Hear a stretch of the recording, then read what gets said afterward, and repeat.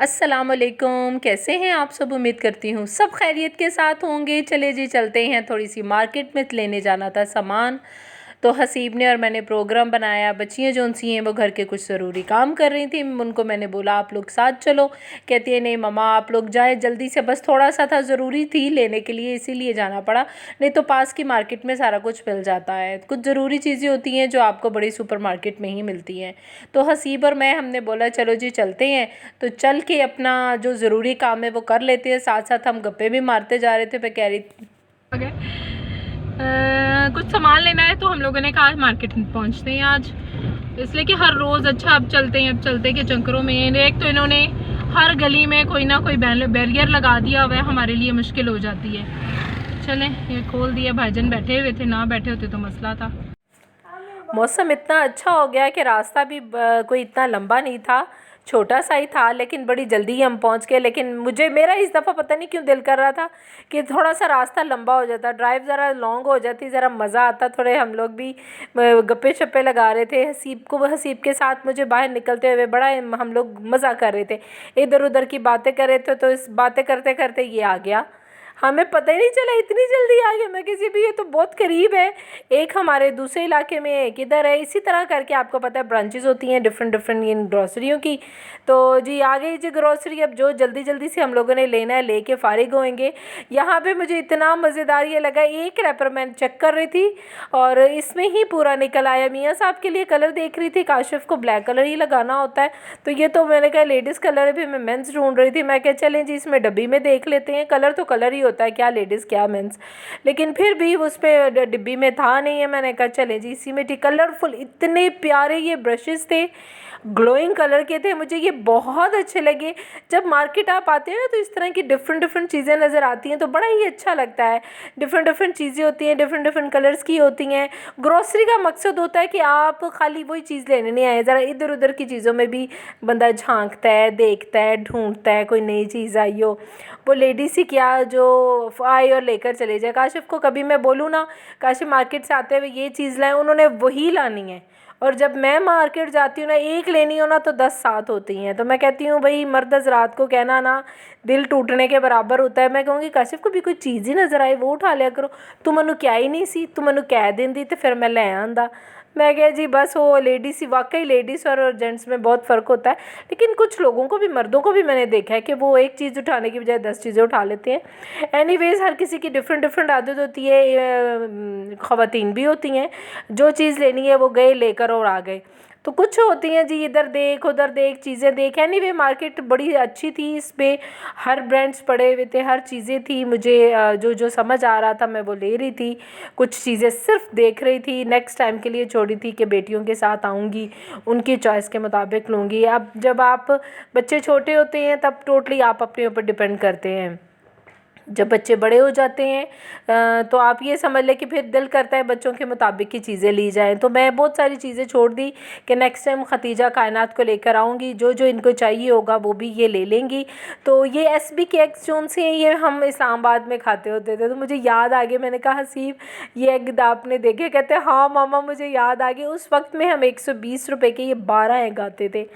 आज पता नहीं बस बहुत महंगे हो गए हों, धन बोलते हैं अभी बंदे नो हयात। ये थोड़ी सी अब दोगुने चीज़ें लेनी थी, बेसिक जो हमारी चीज़ थी वो हमें मिली ही नहीं।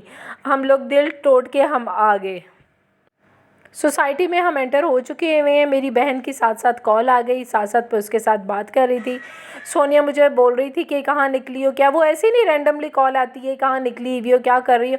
दिन में कम से कम 2-3-4 दफ़ा सोनिया की कॉल्स आ जाती हैं और बस ऐसे ही गप्पे शप्पे हम मार लेते हैं। बहनें जो है ज़ाहिर है आपको पता है एक दूसरे से बात किए बिना भी गुजारा नहीं होता। वो मेरी खैरियत पूछती रहती है, मैं उसकी खैरियत पूछती हूँ।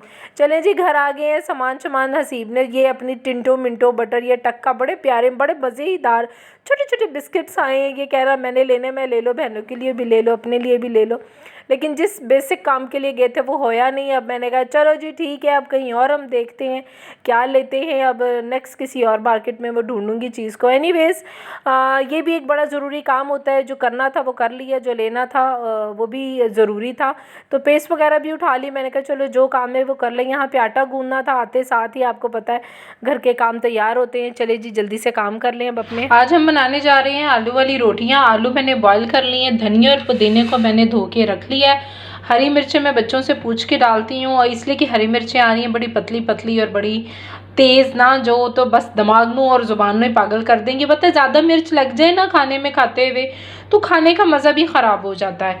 तो इस तरफ मैंने चटनी को बना के रख ली है, ये देखें। और दही जोन सा है वो रेडी है। दही में मैं इसको मिक्स कर दूंगी और प्लेटें मैंने निकाल के रख दी हैं। प्लेटें मैं पहले निकाल के रख देती हूँ इसलिए कि बच्चों को जैसे जैसे रोटी बना के देती हूँ वैसे वैसे साथ साथ उनको गर्मा गर्म रोटी दे जाती हूँ। चीज़ों को साथ में रख रही हूँ किचन में अपनी अपनी जगह।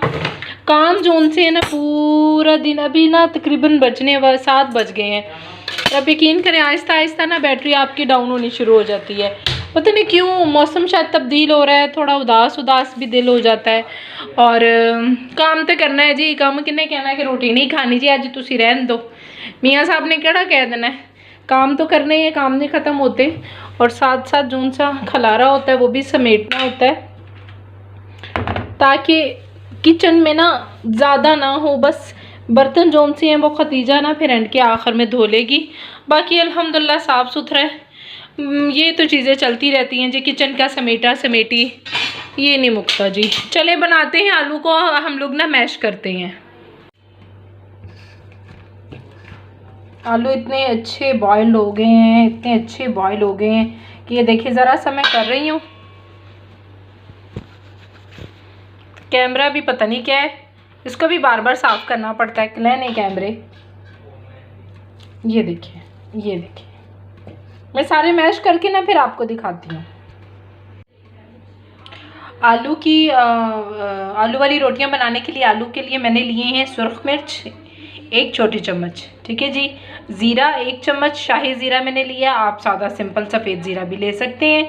मैंने ज़रा ज़्यादा टेस्ट अच्छा हो जो उसके लिए लिया है। सूखा धनिया मैंने 1.5 स्पून लिया है। 2 चम्मच मैंने कुटी मिर्च लिया और 2 ही चम्मच मैंने नमक लिया है। और साथ ये चाट मसाला किसी भी ब्रांड का आप ले लीजिएगा, 1 चम्मच इसकी डालूंगी।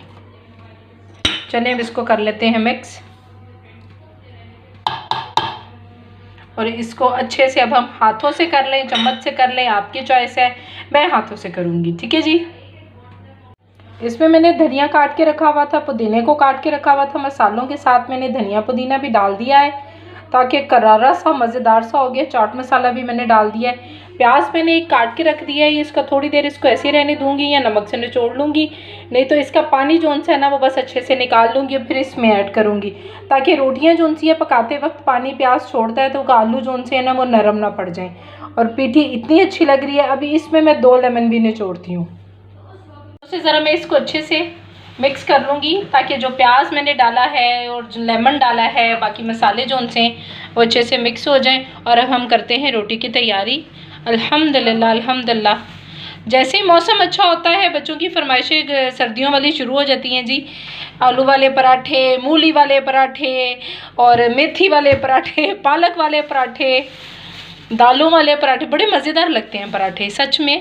मेरा पिठी हो गई है जी तैयार। और इसको मैं छोटे छोटे 2 पेड़े ले लेती हूँ। एक पेड़े को बेल के मैंने रोटी बना के उसके ऊपर आलूओं की पूरी जोन सी पेस्ट है वो मैंने लगा दी, किनारे तक लगा दी। उसके बाद दूसरी रोटी को डाल के मैंने ये कर दिया। रोटी थोड़ी जब मैंने हाथ से छाननी शुरू की ना तो थोड़ी रोटी बड़ी बन गई, तो लेकिन बहुत मज़ेदार, बहुत क्रिस्पी बनी। बच्चे मेरी क्रिस्पी खाते हैं।